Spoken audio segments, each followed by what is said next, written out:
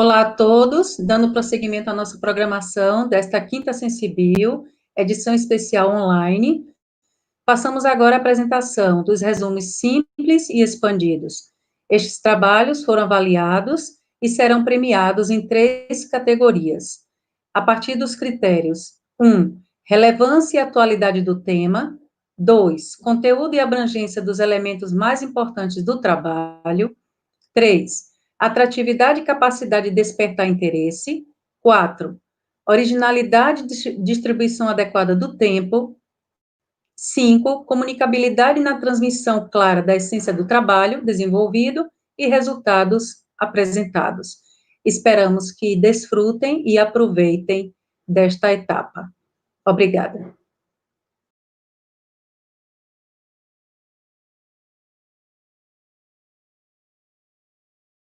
Olá, eu me chamo Isamara Silva e irei apresentar o trabalho intitulado de Morfometria Geométrica das espécies de Tetragona Lepeletiae Seville 1828, do grupo Tetragona clavis e Menoptera apis melliponii. O gênero Tetragona Lepeletiae Seville 1828 é um gênero de abelhas sem ferrão abrigado na tribo Melliponii. Esse gênero possui 3 espécies válidas, que é distribuída do sul do México até o Uruguai, segundo Camargo e Pedro, 2013.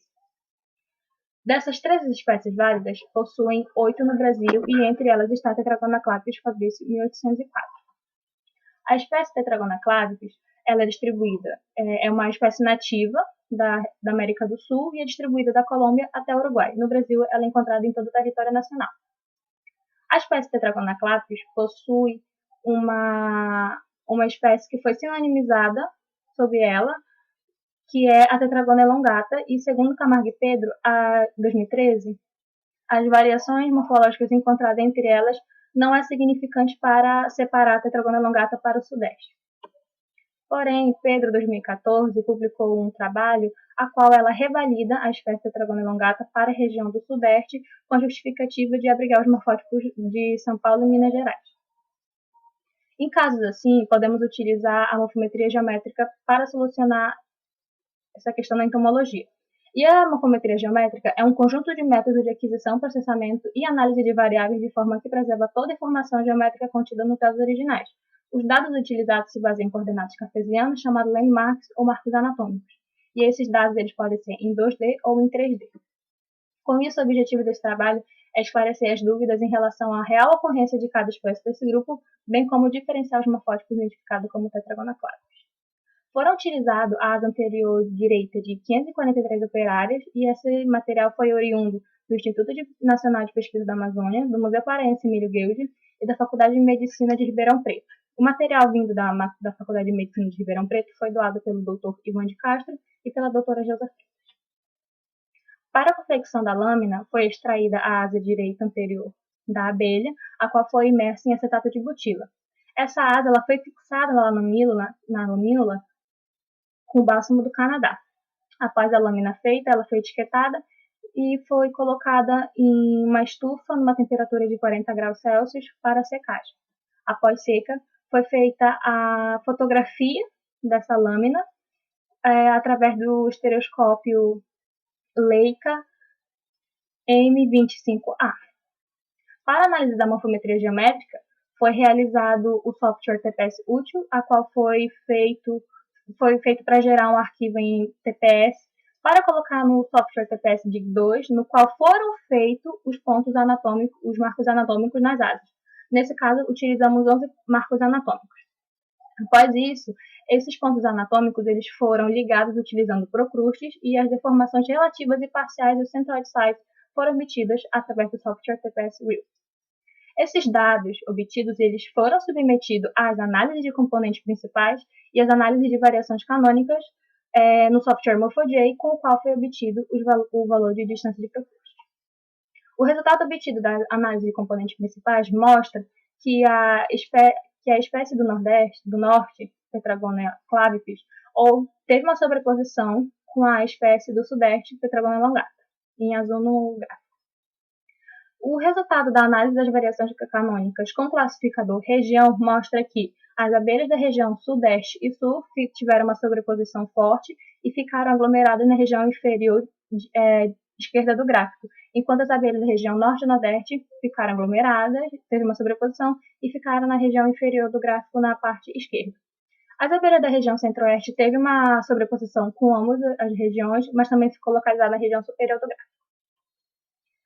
Com o classificador espécie, observa-se uma sobreposição de Tetragona clavipes, em vermelho, e Tetragona elongata, em azul, no gráfico. Os dados obtidos mostram que houve uma variação de 100% entre as espécies. Com isso, conclui-se que as espécies Tetragona clavipes e Tetragona elongata tiveram uma separação significativa para separar as espécies, sendo Tetragona elongata uma espécie para o sul, para o sudeste, mas não somente para o sudeste, como também para o sul, e Tetragona elongata, Tetragona clavipes, para norte, nordeste e centro-oeste. Entretanto, estudos moleculares e morfológicos que estão sendo feitos atualmente não corroboram com a separação da espécie. Então, foi levantada a hipótese que, por meio da morfometria geométrica, indica o início de especiação das espécies. Essas foram minhas referências. Obrigada.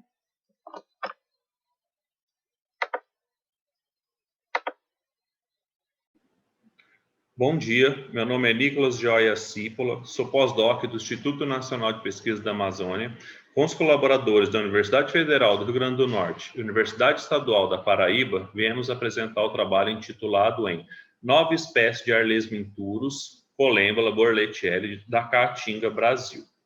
Bom, Borletielide é uma família de Collembola simpleona, ou seja, são espécimes que possuem o corpo globular, dividido em um grande e um pequeno abdômen, portanto, não existe uma distinção nítida do tórax e do abdômen. A família atualmente possui cerca de 230 espécies em 35 gêneros no mundo, dos quais 8 espécies apenas em 5 gêneros foram registrados no Brasil. Arlesminturus é um gênero exclusivamente neotropical, atualmente com 4 espécies, sendo 3 do Brasil e uma da Nicarágua. O gênero distingue-se dos demais pela presença de 4 cerdas semelhantes a espinhos na região frontal da cabeça apenas dos machos. Bom, então, o objetivo aqui é descrever uma nova espécie de Arlesminturus do Nordeste brasileiro. A nova espécie foi encontrada na região do Catolé do Rocha, portanto é sua localidade e tipo. Os espécimes foram coletados em uma lagoa, contendo pelo menos 3 espécies de macrófitas flutuantes. Nessa lagoa foram instaladas armadilhas do tipo Pitfall, contendo uma pedra e álcool, para nivelar com a superfície da água. Após a coleta dos espécimes, eles foram preservados em álcool 92%, foram fotografados e clarificados com a solução Nesbit. E, posteriormente, foram montados em lâminas contendo meio de Roy. Bom, a nova espécie assemelha-se a Arlesminturus auete pelo padrão de coloração, tendo uma faixa longitudinal na região frontal da cabeça e no grande abdômen, a região anterior possui uma faixa longitudinal despigmentada. São semelhantes também pela presença de tenente hairs, que é essa estrutura, essa cerda modificada, apicalmente captada, que está presente nas pernas 1, 2, 3 em fórmula de 3, 3 e 2 tenente hair. No entanto, a nova espécie distingue-se pela presença de um dente interno no índice. A quetotaxia da cabeça também são semelhantes entre as espécies, mas a nova espécie distingue-se pela cerda frontal modificada apicalmente falcada, enquanto em auete é apicalmente dilatada. A cerda empareada na região mediana da série F, na nova espécie ela é normal, enquanto em auete ela é alongada. A quetotaxia da dens também é bastante semelhante, mas a nova espécie na região ventral distingue-se pela presença de 3 cerdas, enquanto em auete apenas 2. E a região interna do múcro na nova espécie possui 2 invaginações, enquanto em auete ela é granulada. O quarto segmento antenal distingue-se também por 8 subsegmentos na nova espécie, enquanto em auete são entre 6 e 7. 2 descobertas foram feitas a partir dessa descrição, que é a presença de 2 papilas, uma ventral e outra dorsal, localizada no ápice do 3º segmento antenal. Nas fêmeas, apenas a papila ventral está presente. Outra descoberta é que no grande abdômen, uma sensila semelhante à tricobótria está presente após as tricobótrias A, B e C, em ambos os sexos. Então, ambas características precisam ser investigadas para certificar se podem ser utilizadas como diagnóstico complementar para o gênero. Como conclusões, a Arlis minturus agora abriga 5 espécies. A distribuição do gênero agora contempla o bioma de Caatinga, que estava restrito anteriormente apenas à Amazônia, e a fauna de Burletieridae agora possui 9 espécies brasileiras. As referências utilizadas, incluindo as descrições originais, gostaríamos de agradecer o INPA, ao UFRN e ao UEPB, além do CNPq por conceder a bolsa. Obrigado. Olá, meu nome é Wagner Viana de Araújo, sou discente da Universidade do Estado da Bahia, Campus 2, e vou apresentar para vocês o meu trabalho, intitulado como Levantamento Preliminar de Vertebrados das áreas remanescentes de floresta atlântica no município de Alagoinhas, Bahia. O remanescente de Mata Atlântica do município de Alagoinhas torna a região um importante local de estudo faunístico. Entretanto, não existem dados sistematizados sobre as espécies de vertebrados da região, o que dificulta as ações conservacionistas do ambiente. Segundo Silveira, 2010, com a identificação das espécies de animais, é possível conhecer a composição faunística de uma região amostrada, e o levantamento da biodiversidade é importante para documentar a riqueza de espécies, diversidade de composição em diferentes áreas, assim como as diferentes condições florestais, o que permite a tomada de decisões sobre a conservação da biodiversidade. Sendo assim, o atual trabalho tem como objetivo realizar um levantamento faunístico das espécies de vertebrados silvestres ocorrentes no município, desenvolver uma lista de espécies de vertebrados presentes na área do município de Floresta Atlântica, um mapeamento também do território da vegetação remanescente de Floresta Atlântica Umbrófila densa. O mapeamento das áreas ele foi feito através da pesquisa do programa de pesquisa Google IFPRO, e nós tivemos os métodos diretos, que foram os métodos através de armadilhas fotográficas, o método através das esperas e as armadilhas de queda, que eu vou explicar mais à frente.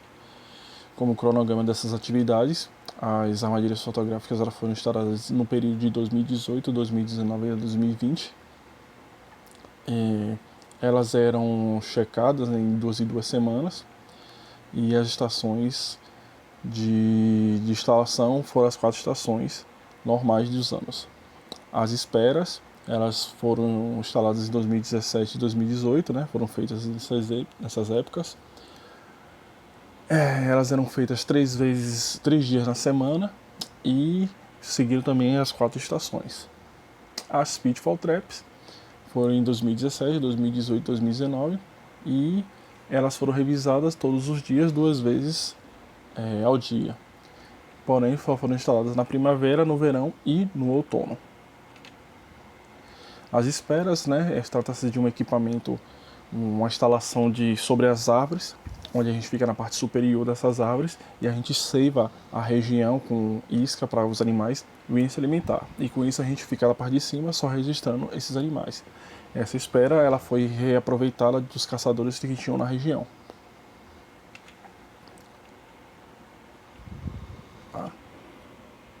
Passa o slide, passou. As armadilhas fotográficas, é um equipamento de monitoramento com sensor de movimento e infravermelho, o qual registra quando o animal passa frente a essa câmera, e elas foram muito úteis nos registros de mamíferos, e a gente utiliza ela colocando em locais onde tem a movimentação de animais, por rastros que eles deixam, ou a gente seiva o local para que o animal venha atrás do alimento e seja registrado. As armadilhas de queda, as Pitfall Traps, elas são colocadas com baldes e lonas que fazem um cercado, para que o animal percorra todo esse cercado e caia nos baldes para que a gente faça a captura. A gente fez as armadilhas pitfall traps em formato de Y, vindo da borda da trilha para dentro da mata, cobrindo a serrapilheira. E os métodos indiretos, né, que é a pesquisa de indícios dos animais, que seriam fezes, pegadas, buracos, marcas nas árvores e outros tipos de rastros.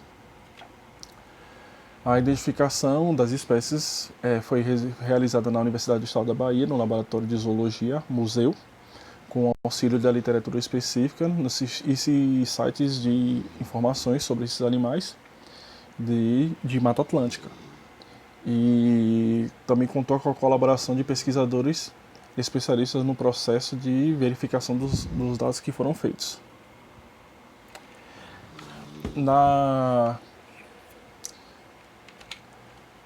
Nos resultados, nós contabilizamos as informações dos anos de 2017, 2018, 2019 e 2020, registrando 184 espécies, divididas em anfíbios, répteis, aves e mamíferos, onde tivemos 34 anfíbios, 41 répteis, 80 aves e 22 mamíferos. Todos os animais eles foram identificados em classe de ordem, família e gênero, para depois a identificação da espécie, o epiteto específico. Os anfíbios, assim como as aves, eles apareceram em grande quantidade em avistamento, mesmo tendo uma quantidade menor no quesito de espécies. Como esperado, as áreas alagadas apresentam uma grande quantidade de espécies, servindo como sítio reprodutivo. Isso se dá porque durante a estação reprodutiva dos anfíbios, eles apresentam a dependência da água, eles têm essa restrição pela água por conta da reprodução, por conta de que a maioria dos anfíbios eles passam pela fase larval. E até o presente momento, somente anuros foram encontrados, mas o trabalho ainda continua. Aí, os répteis, eles não só foram encontrados lagartos e serpentes, mas também tivemos a oportunidade de encontrar quelônios e um representante de crocodilianos, que foi o jacaré-coroa. O Tropidurus é uma espécie mais avistada nos pontos de registro, contudo, não houve muitos exemplares capturados nas armadilhas de queda. Isso se deve por causa do seu hábito de vida,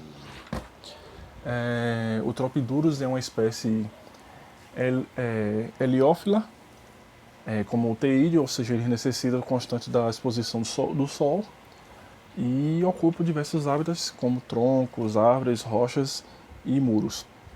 Já os gêneros Ameivas e Ameivula, são as espécies que mais caíram nas armadilhas de queda, a qual está cruzando a borda da trilha, como eu disse antes, e dentro da serrapilheira.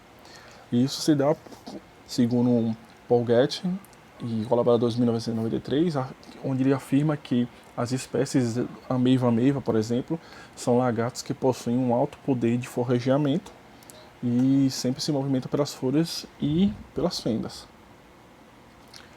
As aves estão em uma grande maioria nesse trabalho e a técnica utilizada foi a técnica de fotografia, com essas aves, o que gerou grandes resultados, mas se faz necessário um trabalho com as redes de neblina, para ter a captura desses animais, já que a rede de neblina é um equipamento muito leve, muito fácil de instalar, muito versátil e captura bastante aves.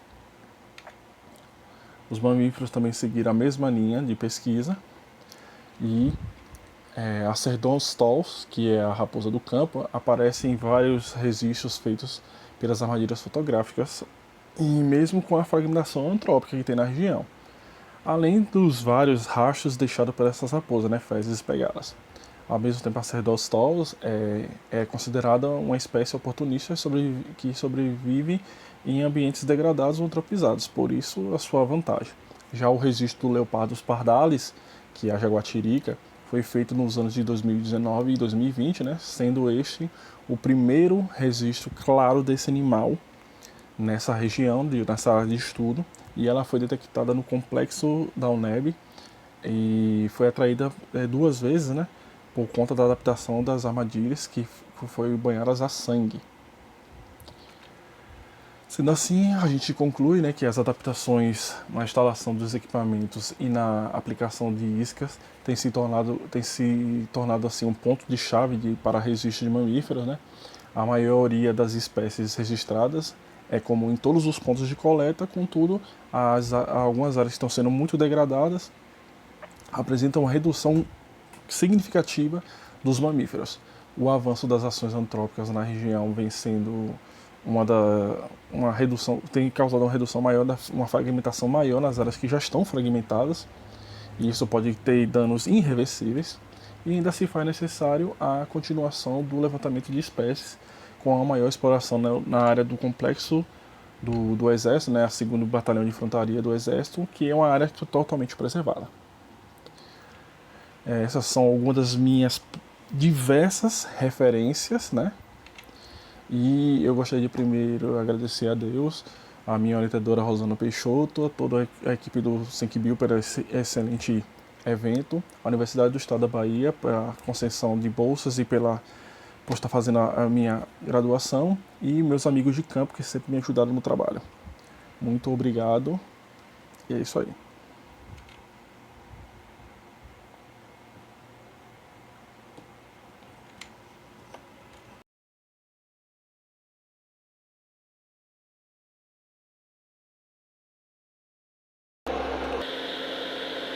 Olá, bom dia, boa tarde, boa noite.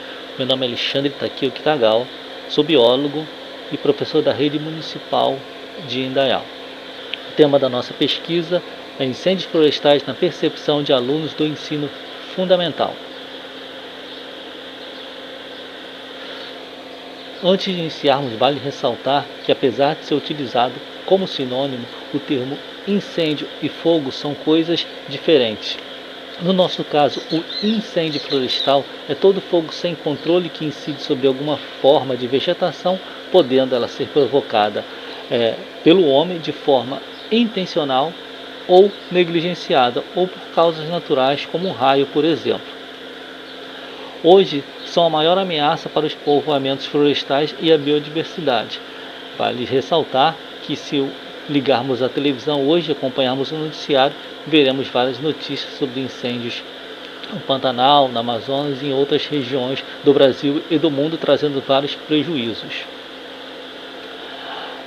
Portanto, objetivou-se conhecer na visão dos alunos do 6º e 7º ano se estes já avistaram aqui na região incêndios florestais e a opinião sobre as principais causas deste evento. Com o material e métodos foram utilizados questionários no Google Formulário, aplicados aos alunos dos 6º e 7º anos, de 2 escolas públicas do município de Indaial, Santa Catarina, que sou professor, que foi realizado no primeiro semestre. No final das aulas presenciais, no início das aulas não presenciais pós-pandemia. Os dados foram depois tabulados no Microsoft Excel para geração de gráficos, tabela e uma contagem média aritmética simples. Desse total de alunos, 124 responderam os questionários, que totaliza praticamente 100% dos alunos. Vale ressaltar aqui que a região de Indaial, para quem não conhece, Indaial é um município limite que faz divisa com Blumenau, famoso pela Oktoberfest. E é um município relativamente pequeno, nós temos uma população de aproximadamente 60 mil habitantes. E os municípios vizinhos, fora Blumenau, que tem 120 mil habitantes aproximadamente, todos eles têm população inferior a 60 mil habitantes, alguns até com 11 mil habitantes, que faz limite com a cidade. Então, nós estamos cercados, somos uma região rural, cercada de uma área ainda verde. Então, desses 124 alunos que responderam o questionário, 83% nunca avistaram ou presenciaram um incêndio florestal, e 16,8% já presenciaram algum tipo de incêndio florestal na região em outras. Quando questionado sobre o motivo que eles acham que causou esse incêndio florestal, foram marcados pelos alunos as causas naturais em primeiro colocado, com 18,7%, O ato seguido do ato criminoso, com 17,6%. Queima de resíduos em local proibido, com 15,6%. As pontas de cigarro, queimadas, fogos de artifícios, balões juninos, fogueira, churrasco em local proibido, rituais religiosos, caça e pesca e outras. Do maior para o menor.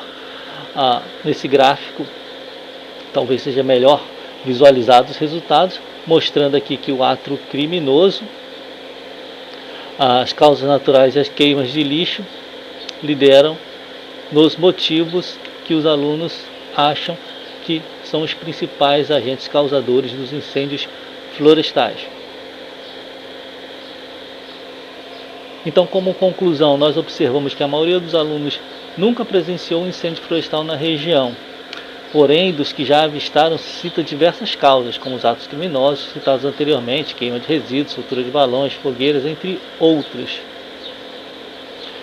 Esses dados dos alunos que avistaram, mesmo sendo reduzidos, podem ser um indicador preocupante, pois, como já falei anteriormente, na região encontram-se algumas unidades de conservação, como o Parque Nacional da Serra do Itajaí, Parque das Nascentes, o Parque Natural Municipal Frei de Guerner, que é o Morro Azul, e em outras áreas de interesse ambiental e turístico. Não obstante, é importante destacar que conhecer a proporção de avistamentos pode orientar para o tipo de atividade a ser realizada com os estudantes, como na implementação de programas de educação ambiental e educação em redução de riscos e desastres. Algumas referências utilizadas na nossa pesquisa.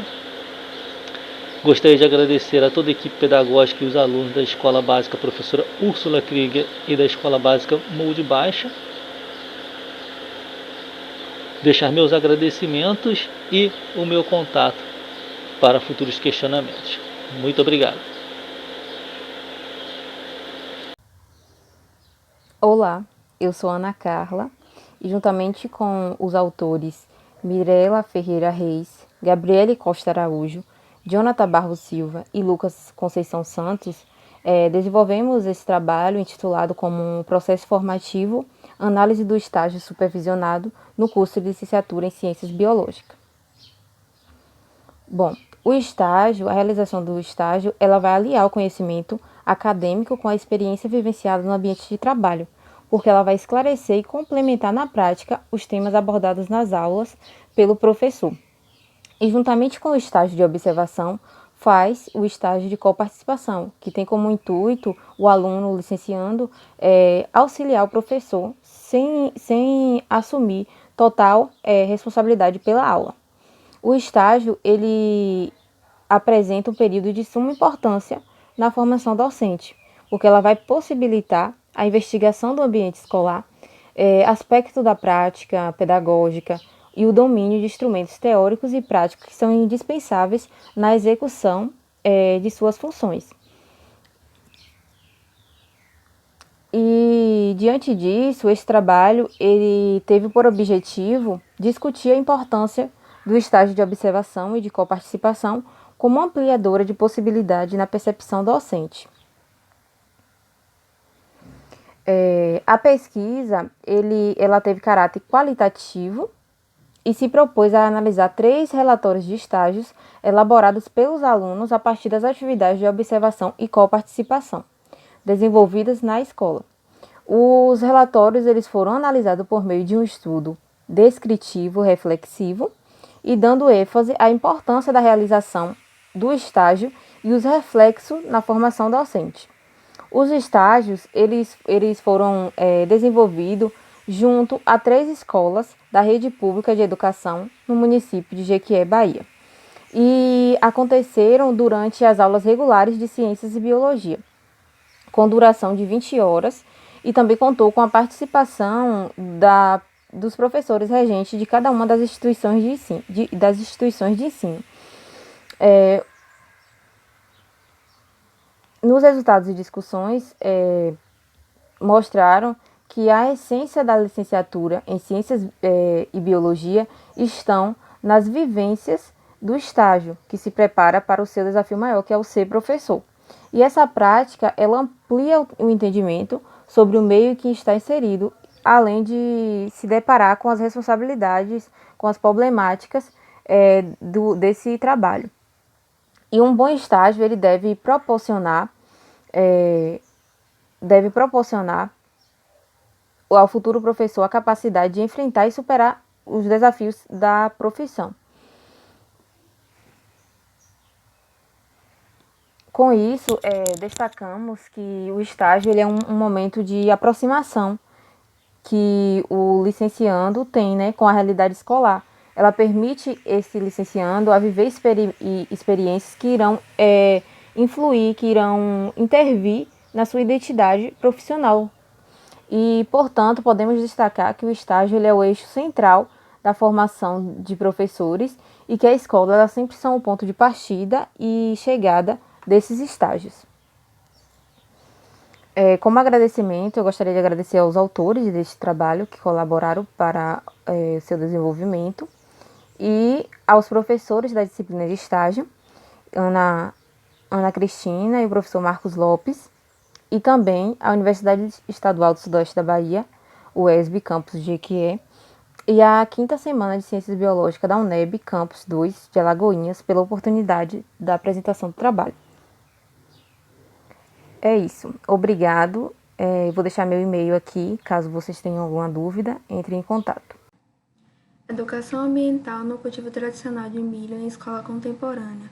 Autores Joyce Rayane de Oliveira Barbosa, Vitória Muniz Santos Aquino, Elisiane Ribeiro Santos, Magnólia Silva Queiroz e Maurício dos Santos Pinto. A escola representa um espaço de convivência social e de integração de ideias, mas também de confrontos e conflitos com interesses sociais e políticos. Isso nos remete a uma educação que se dá num ambiente e sociedade para a formação de indivíduos conscientes. Junto a isso está a educação ambiental, que está relacionada com a participação política na recuperação de valores éticos e de responsabilidade social, auxiliando na construção da conduta social.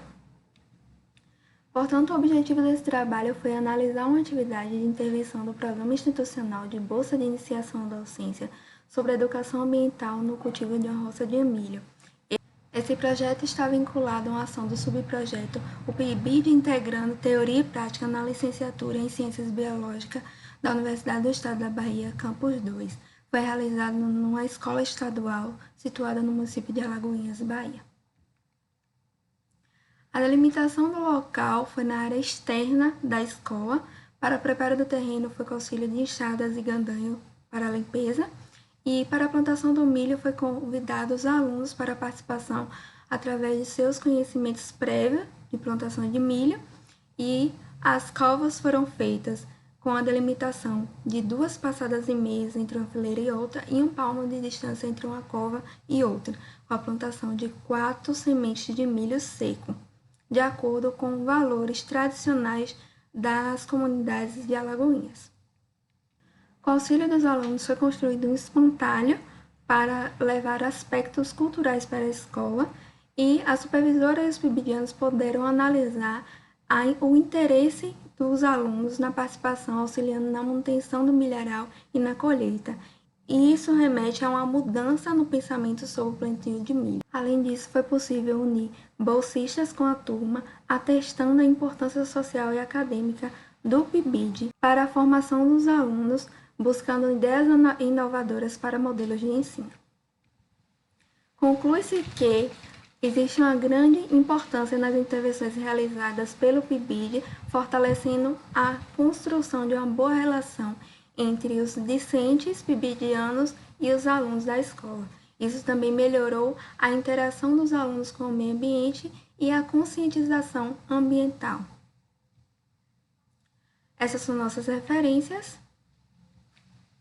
Agradecemos à Universidade do Estado da Bahia, ao CAPES, a coordenadora professora Magnólia Silva Queiroz, a supervisora professora Firmizete. Obrigada. Experiências das aulas de ciências online durante a pandemia, por Laís Reis de Jesus, sob a orientação de Magnólia Silva Queiroz. Hoje, nós temos visto modificações no cenário mundial diante da pandemia provocada pela Covid-19, que é uma doença causada por um grupo de vírus chamado coronavírus. Assim, foi necessário pensarmos em novas experiências, possibilidades e perspectivas para vencermos os novos desafios. As escolas foram afetadas e precisaram adaptar-se, por ser um local onde promove muito o contato e para atender à questão do distanciamento social. Assim, um presente trabalho tem como objetivo relatar as experiências construídas em aulas online de ciências com discentes de diferentes turmas e séries, promovidas pela escola da rede estadual situada no município de Alagoinhas, Bahia. Inicialmente, foi feito um questionário para saber a situação em que os discentes eles se encontravam, fazer um levantamento dos recursos que eles tinham à sua disposição para acompanhar as aulas online. Posteriormente, foi feita uma análise desses questionários e foi levantado um grupo de voluntários para auxiliar os professores na ministração dessas aulas. Logo após, começou a montagem das aulas.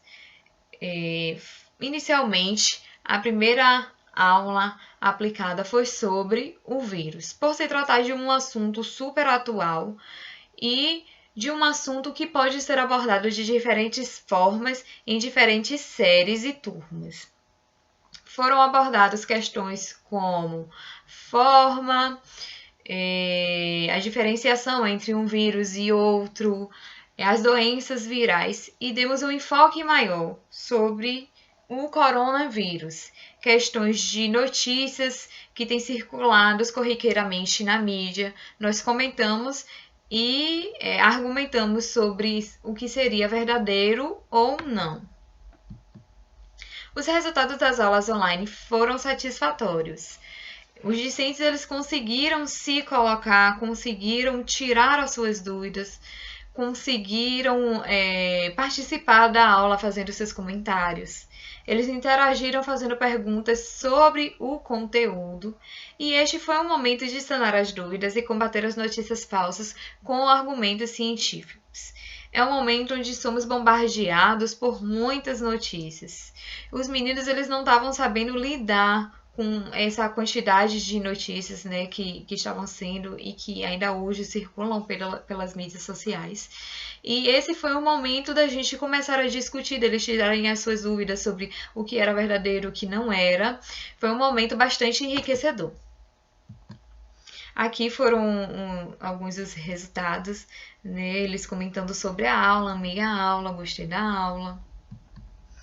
Conclui-se que, apesar das dificuldades de alguns discentes em ter equipamentos e recursos para acessar e participar das aulas, muitos se esforçaram para fazer-se presente, seja com o aparelho de algum familiar, com o próprio celular ou participando em horários diferentes do turno matriculado.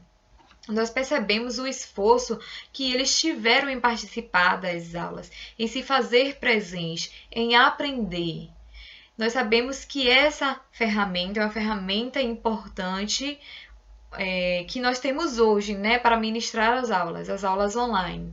Mas nós sabemos que é uma ferramenta que ainda precisa ser ajustada, melhorada, para que a aprendizagem ela se dê de forma integral. Aqui foram algumas referências utilizadas no trabalho e alguns agradecimentos. Obrigada.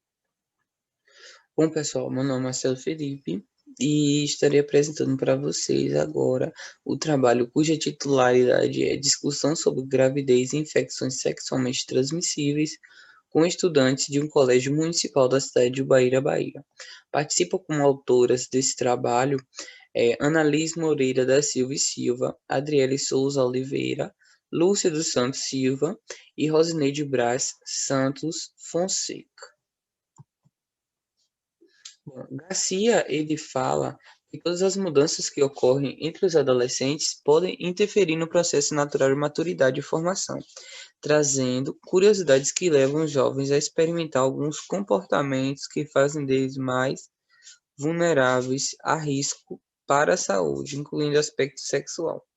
Então, foi durante o desenvolvimento das atividades do PIBID que nós observamos que os estudantes, eles discutiam essas questões entre si, porém de uma forma fragilizada. Então, a partir daí, pensamos em desenvolver essa pesquisa. Então, a pesquisa ela teve como objetivo analisar os conhecimentos dos discentes do Colégio Municipal Arino Fausto dos Santos, localizado no povoado de Genipapo, município de Ubaíra, Bahia, sobre gravidez e infecções sexualmente transmissíveis, bem como caracterizar o diálogo no âmbito familiar.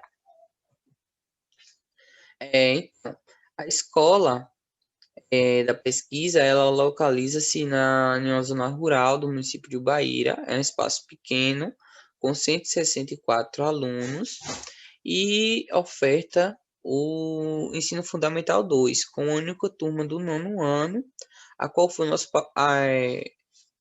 público-alvo, com a população de 18 discentes.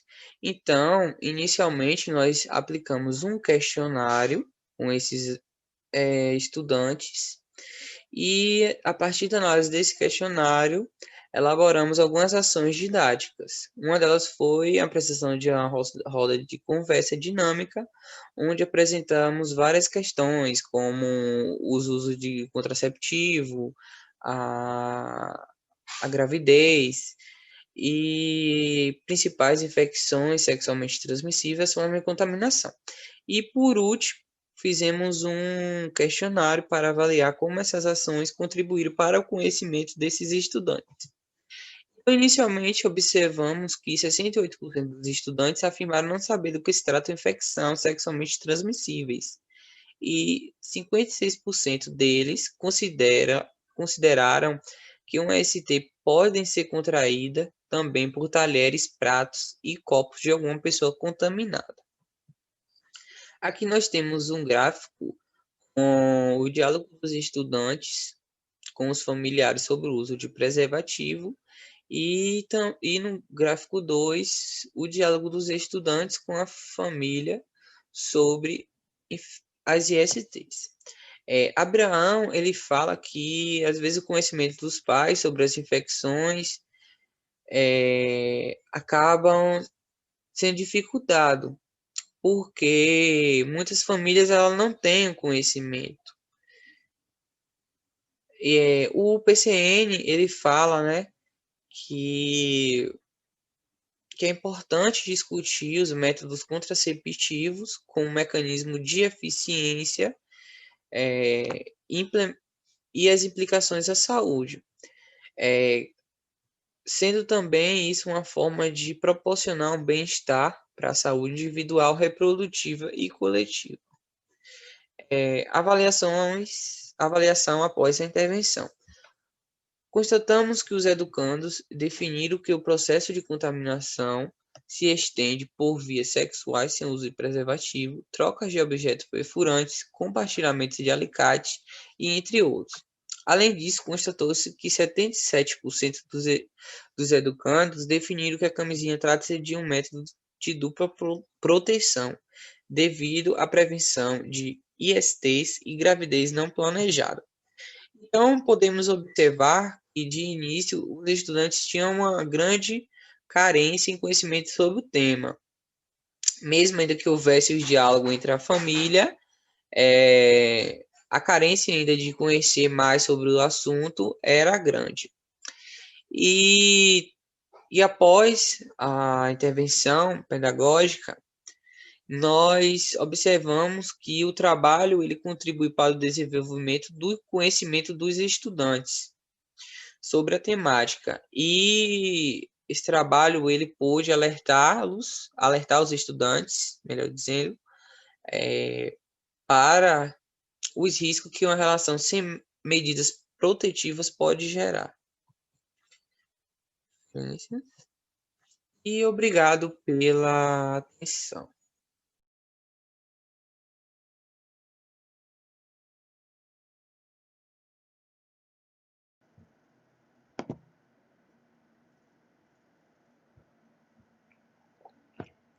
Ecologia de metacomunidade de bromélias epifíticas ao longo de um gradiente litoral interior no sul do Brasil. A ecologia de metacomunidade difere da ecologia de comunidade tradicional por três componentes: a escala espacial, dispersão de espécies e heterogeneidade ambiental. Esses componentes produzem um conjunto de mecanismos que influenciam a ocorrência e coexistência de espécies, originando diferentes padrões de composição e diversidade. Objetivos: investigar a estrutura metacomunitária de bromélias epifíticas ao longo de um gradiente continental. Mais especificamente, examinar a influência dos fatores ambiental e espacial na distribuição das espécies, determinar os modelos de distribuição das espécies e estabelecer os processos que operam na estrutura das comunidades. O estudo foi realizado na região central do estado do Rio Grande do Sul, no sul do Brasil. Registramos as espécies e variáveis bioclimáticas, espaciais e fisiográficas em 71 relevos residuais. Aplicamos a análise de correspondência canônica e ordenação em multiescala, a fim de verificarmos a relação dos fatores ambiental e espacial com a distribuição das espécies. Computamos elementos da estrutura metacomunitária a fim de examinar o modelo de distribuição de espécies e o particionamento de variância para determinar os processos ecológicos que ditam a estruturação das comunidades.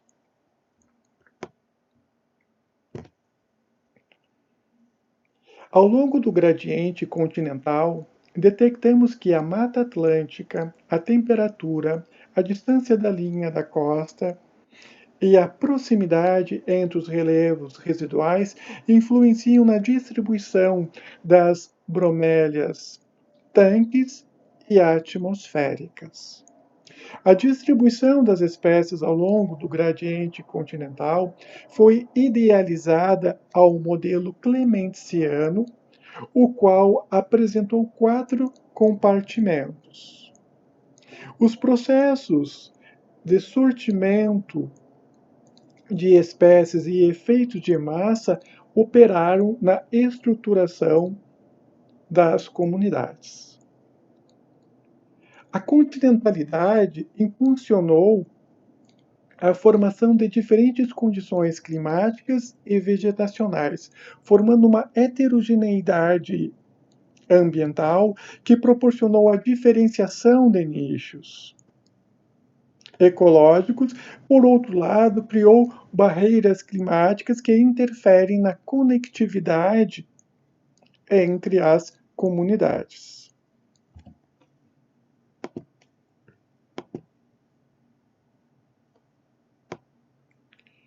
Conclusões: determinantes climáticos, vegetacional e espacial interferem na distribuição das espécies, originando um complexo biogeográfico constituído por diferentes padrões e processos ecológicos que ditam a estrutura das comunidades. As referências e um muito obrigado.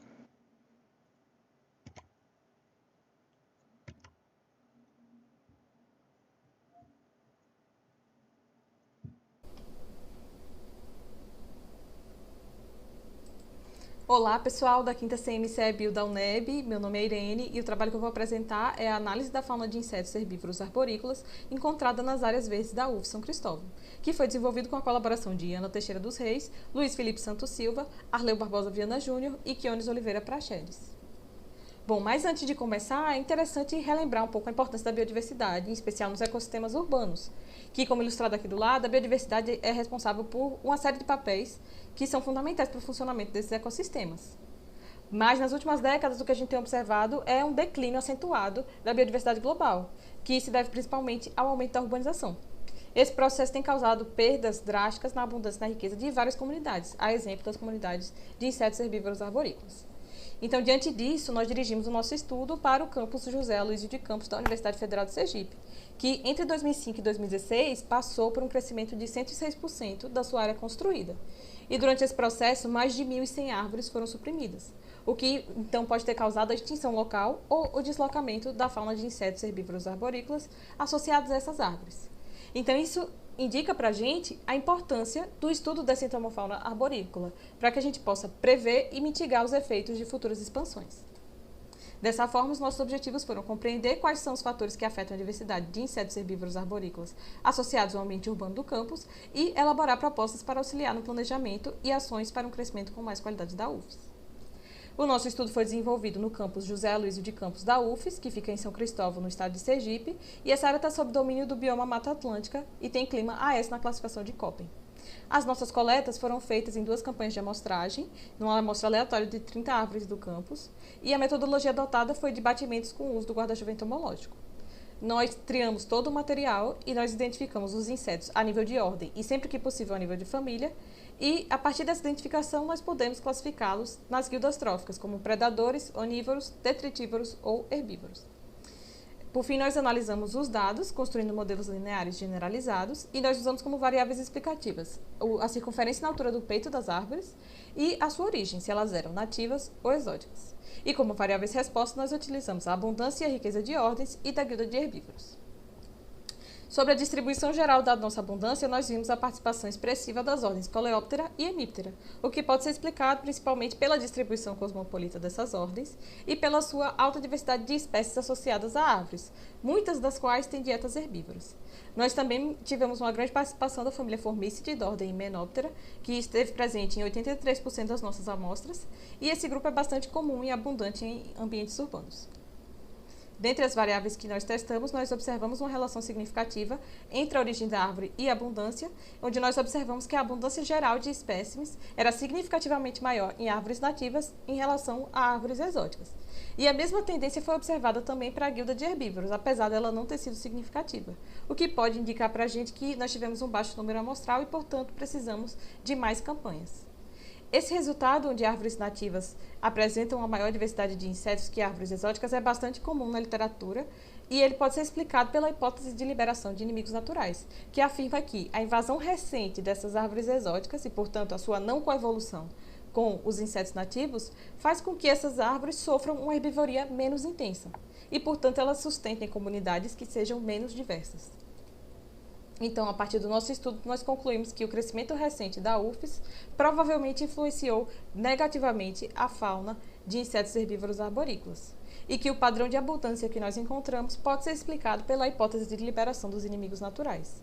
Por fim, nós recomendamos ações de reflorestamento de árvores nativas e articulação entre gestão e grupos de pesquisa da instituição para que a gente possa beneficiar o crescimento do campus, tendo em vista a conservação da biodiversidade do espaço. E, por fim, nós ressaltamos a necessidade de fazer mais levantamentos da entomofauna arborícola para que a gente possa conhecer melhor os seus padrões de diversidade. Bom, essas foram as referências que eu usei nessa apresentação. Eu deixo meus agradecimentos a todas essas pessoas e entidades e aos colaboradores desse trabalho. E também queria agradecer à 5ª Semana de Ciências Biológicas da UNEB e a você que assistiu à minha apresentação. Boa tarde, meu nome é José Linaldo, sou docente da UNEB e meus colegas são Igor Felipe Vitória Alves, Wagner Viana, a doutora Tamara Souza e a doutora Raquel Oliveira. O título do meu trabalho é o estudo da paisagem composta por cobertura vegetal de matas ciliares e florestas em propriedades rurais do litoral norte e agreste da Bahia. A paisagem é o resultado da combinação de elementos físicos, antrópicos e biológicos, e sua análise nos permite identificar uma determinada área de estudo, como, por exemplo, as matas ciliares, que são responsáveis pela manutenção e proteção dos cursos d'água. E para isso, nós necessitamos de bioindicadores, como exemplo as formigas, que estão presentes nos mais diversos ambientes e sofrem com as alterações causadas a eles. O objetivo desse trabalho é dar subsídio a uma pesquisa mais robusta que avaliará a influência das condições da conservação da paisagem sobre a comunidade de formigas. Para isso, nós selecionamos uma área de amostragem com auxílio do Google Earth, tendo como base a similaridade da mata ciliar com a mata nativa dessas propriedades, e fizemos a análise do tamanho dos fragmentos, intercircularidade e cobertura do solo, a nível local, que seria 500 metros do ponto da amostragem, e da paisagem, que é 1.500 metros do ponto da amostragem. Aqui nós temos um mapa da primeira propriedade, localizado no município de Alagoinhas. Como vocês podem observar, os fragmentos amostrados são alongados. Isso identifica que eles têm uma baixa capacidade de proteção das espécies viventes. E em vermelho, aqui na direita, nós temos a mata ciliar, com 42 hectares. Ela é banhada pelo rio Quiricó Grande. E em azul, nós temos a mata nativa, com 36 hectares. Ela está distante a 430 metros da anterior.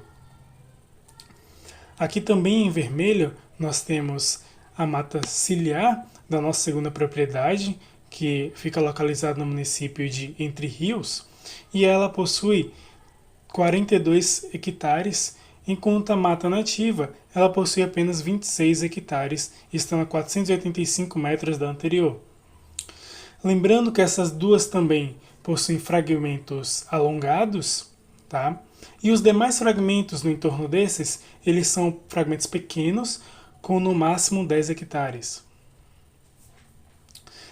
Aqui nós temos uma tabela onde eu trago para vocês a cobertura do solo dessas áreas, tá? Então, como foi levado em consideração a similaridade da cobertura florestal da mata ciliar com a floresta dentro das propriedades, nós podemos observar que a MC1 e a F1 elas são similares. Entretanto, se compararmos a MC1, que é a mata ciliar da primeira propriedade, e a MC2, nós vemos que há uma disparidade numérica, que é causada aqui pelo aumento dessas áreas de cultivo e o aumento das áreas antropizadas. Como podemos ver aqui nesse mapa da direita, a região em azul são as áreas de cultivo, ela ocupa a maior parte aqui no mapa da esquerda, e a região em cinza são as áreas antropizadas.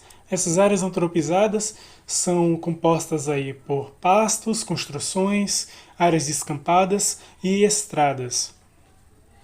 Com isso, podemos chegar à conclusão que as florestas ripárias analisadas elas possuem indicadores ruins de conservação, principalmente em relação ao seu índice de circularidade. O uso dos bioindicadores vai nos mostrar o impacto da pressão no ecossistema. Assim, quando tivermos esses dados, poderemos analisar o real impacto dessa paisagem sobre a comunidade de animais. Aqui são minhas referências. Obrigado pela atenção. Bom, pessoal, meu nome é Marcelo Felipe e irei apresentar para vocês o trabalho cuja titulação é Monitoramento Ambiental do Rio de Quiriçá, Bahia, Variáveis Químicas e Físicas. Participam desse trabalho como autoras Rosana Nascimento de Jesus, Thaís Marques da Silva, Cristiane de Brito Silva, Fabiane Barreto Souza e Tessia Alfena Silva Valente Paz. Água potável é aquela que apresenta certas características que a tornam adequada ao consumo humano. Essas características de qualidades devidamente classificadas e qualificadas constituem o padrão de portabilidade. O CONAMA ele traz em 2005 limites individuais para a substância de cada classe de água. Então, eventuais interações dessas substâncias elas podem causar danos ambientais, como efeitos letais ou alterações no comportamento, reprodução, fisiologia da vida, entre outros. Então, o trabalho ele tem como objetivo monitorar as condições químicas e físicas dos pontos da bacia hidrográfica do Rio de Quiriçá, nas regiões de bioma de Caatinga, Santa Inês do Baíra e de Mata Atlântica, Mutuípe e Laje, nos meses de setembro, dezembro e dezembro de 2019. Então, cada localidade foi subdividida para obter dados da montante, do centro e da jusante do rio em cada município. Para a realização do trabalho, utilizou-se a sonda de multiparâmetros, contabilizando dados da condutividade, pH, oxigênio dissolvido e temperatura. Então, percebe-se que aqui no ponto 1 da cidade de Santo Inês houve uma temperatura maior que 25 graus Celsius. Então, Esteves aponta que o aumento da temperatura interfere diretamente no oxigênio dissolvido, viscosidade e densidade da água. Aqui é o gráfico com o potencial hidrogênico, as variações. Então, Esteves ele menciona que a maioria dos corpos d'água continentais apresenta pH entre 6 e 8. Entretanto, em ambientes com valores hídricos negativos, podem apresentar um pH maior que 8. Um dos fatores que proporciona o aumento da acidez é a sintetização fotossintética de plantas aquáticas e águas, além de fatores abióticos. Aqui é o gráfico com a variação do oxigênio dissolvido. Então, o CONAMA estabelece que as águas doces de classe 2 não devem possuir oxigênio inferior que 5 mg por litro, sendo que o oxigênio ele está dentro do padrão. Que a condutividade da variação do rio. Esteves ele discute que quando uma região apresenta uma característica geográfica e a evaporação ultrapassa o suprimento de precipitação, os corpos d'água podem apresentar um alto teor de sais. No caso dos pontos da cidade de Santo Inês, que é um perímetro da região do bioma da Caatinga. Então, podemos observar que o Rio Jiquiriçá ele apresenta condições químicas e físicas estabelecidas pelas leis. Porém, as condições aparecem fragilizadas na forma como a bacia hidrográfica é conduzida, com práticas agrícolas, pecuárias não sustentáveis, o despejo de dejetos de esgoto doméstico e comercial, e a não conservação em suas margens, onde os afluentes ocasionam a uma condição ambiental ainda pior. Referências e obrigado pela atenção. Olá, boa noite. Me chamo Renan e irei apresentar o trabalho intitulado Música como Instrumento de Educação Ambiental para Alunos do Ensino Médio, sob a autoria de Renan Luiz Albuquerque Vieira, Anilton Ribeiro Souza e Leandro Silva Cerqueira.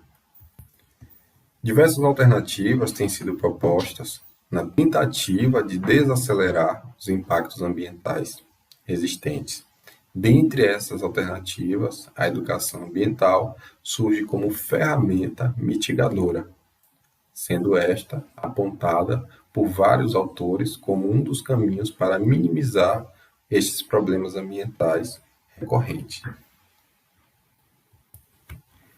Dentre as diferentes maneiras de se trabalhar a educação ambiental nas escolas, a música se destaca por possuir papel fundamental no processo de socialização e também conscientização dos indivíduos acerca dos problemas ambientais recorrentes, podendo, portanto, despertar no aluno maior interesse pelos conceitos e conhecimentos trabalhados em sala de aula, tendo em vista o seu caráter dialógico, participativo e também lúdico. Portanto, objetivou-se, por meio deste estudo, realizar debates oportunos e necessários sobre o meio ambiente, mas também trazer à tona discussões conflitantes e desconfortáveis, à medida que questionam nosso modo atual de desenvolvimento, bem como os nossos modos de ser, viver, perceber e também agir sobre a natureza. Enquanto material e método, utilizou-se de rodas de conversa como dispositivo metodológico e também da música intitulada Absurdo, da cantora Vanessa da Mata, como estratégia pedagógica nas atividades desenvolvidas durante a Semana do Meio Ambiente. Para isso, contamos com a participação de 5 turmas da terceira série do ensino médio, totalizando, portanto, 200 alunos do Colégio Estadual Polivalente de Castro Alves. Na abertura das rodas de conversa, a letra da música foi apresentada para esses alunos via projetor multimídia, bem como também foi passado o videoclipe para que eles tivessem um contato maior com a música. Ao final do círculo de conversas, foi feita a avaliação dos alunos sobre a atividade, no qual os alunos puderam expressar sua opinião sobre a atividade. Os alunos destacaram a importância da educação ambiental como forma de sensibilização e também como forma de cuidado com o meio ambiente. Os alunos levantaram alguns questionamentos. Destaco aqui os principais questionamentos levantados por estes alunos, no qual eles afirmavam e indagavam: desmatamos tudo e reclamamos que não está chovendo como antes. Que desenvolvimento é esse que a gente vai destruindo tudo? Basta olhar a Serra da Jiboia e ver o estrago que já causamos. Só devastação, só destruição. Que tipo de progresso é esse? Então os alunos se questionavam sobre o nosso modelo atual de desenvolvimento, ao passo que eles também se colocavam enquanto protagonistas desse modelo de desenvolvimento, e não apenas como meros espectadores. Essas imagens aqui são referentes à Serra da Jiboia, um ano anterior ao que foi realizado esse estudo, onde podemos observar diversos focos de incêndios, no qual esses incêndios destruíram cerca de 8 hectares dessa vegetação nativa da Serra da Jiboia. Essa reportagem foi publicada pelo G1 no ano de 2017. Portanto, percebeu-se que esta experiência de aprendizagem, ao colocar o aluno como protagonista do processo pedagógico, criou caminhos interessantes e também instigadores, proporcionando também interconexões entre conteúdos e conhecimento das disciplinas que compõem o currículo escolar, mas que muitas vezes encontram-se estanques e fragmentados, deixando de lado assuntos relacionados à educação ambiental e sustentabilidade. Nesse sentido, a educação ambiental surge como importante ferramenta na resolução de problemas socioambientais atuais, ao passo que possibilita resgatar valores essenciais para a cidadania. Como conclusão, evidenciou-se que a música se constitui de uma estratégia pedagógica que propicia reflexão para a produção do conhecimento, contribuindo assim para se trabalhar a educação ambiental de maneira efetiva, pois estimulou e também agregou importantes conhecimentos no âmbito da conservação ambiental e também no âmbito da sustentabilidade, possibilitando assim a expressão de emoções por parte dos alunos. Portanto, notou-se que, além de pertinente, a educação ambiental é também uma estratégia urgente e necessária. Aqui destaco algumas referências utilizadas para a construção desse trabalho. E obrigado. Deixo aqui também o meu e-mail para contato. E novamente, obrigado.